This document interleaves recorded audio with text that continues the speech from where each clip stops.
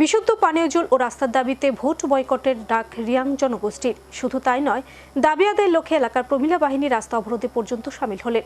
ঘটনা পানিসাগর বিধানসভা কেন্দ্রের থুংচড়া এডিসি ভিলেজে। আন্দোলন কর্মসূচির মধ্য দিয়ে স্থানীয়দের অন্যতম প্রধান দুই সমস্যা পানীয় জল ও রাস্তা সমাধানের দাবিতে রাজ্যের মুখ্যমন্ত্রীর দৃষ্টি আকর্ষণ করেন।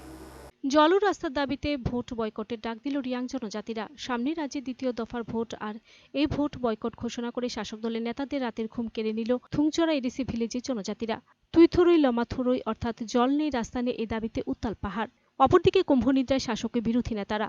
এই উত্তাল পরিস্থিতির সৃষ্টি হয়েছে উত্তর জেলা পানিসাগর বিধানসভা কেন্দ্রের জয়শ্রী থেকে প্রায় 12 কিলোমিটার দূরবর্তী শেরিচন্দ্রপাড়ার প্রত্যন্ত পাহাড়ি এলাকা থুংচড়া এডিসি ভিলেজে। তাদের বয়ান অনুযায়ী ভারত স্বাধীনের পর থেকে রিয়াং এই জনগোষ্ঠীরা ওই এলাকায় বসতি স্থাপন করে আছে।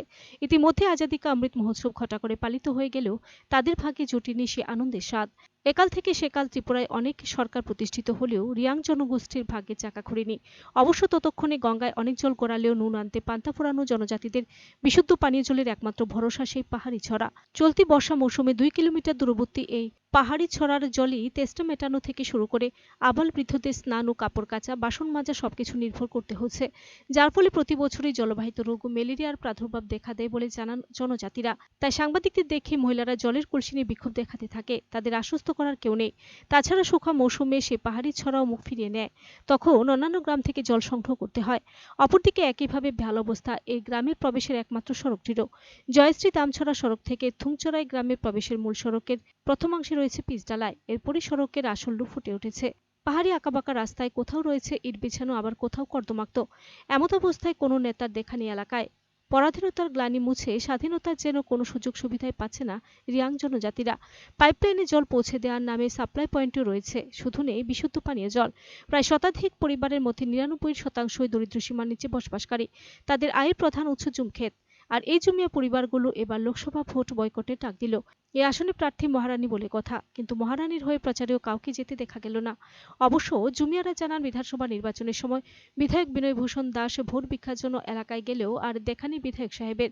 রিয়াং জনজাতিরা এই দুই প্রধান সমস্যা সমাধানের জন্য জনদরদী মুখ্যমন্ত্রীর দৃষ্টি আকর্ষণ করছে। সমস্যা ছিল, কিন্তু রাস্তাও সমস্যা, জলের সমস্যা দেখছিল। এখন তো বৃষ্টির সময় তো একটু পাইছে আর কি জলটা। নাইলে তো এটা থামে, জলটা যে সময় থামে ওই সময় আমরা জলটা পাই না, খাওয়ান জলও পাই না আর কি। তখন আমরা দূরে দূরে যাইতে লাগে আর কি। ওখান থেকে আর বেশি দূরে যাইতে লাগে আর কি। বর্তমানে গ্রামের মানুষ কোনানে জল খায়? ওখান তো এখানে বর্তমানে এখানে খায় ওইটা জলে। আর খরার সিজনে? হ্যাঁ, খরার সিজনে, শুকনার সিজনে?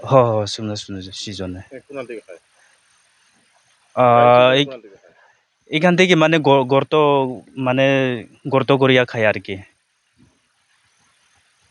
এই এরিয়ার নাম তো শেরচন্দ্রপাড়া, থমসারিপাড়া পঞ্চায়েত ছিল। মেসেজ দিতে চাই, মানে আমরা তো অনেকদিন লড়াই করছি এটার লাগি।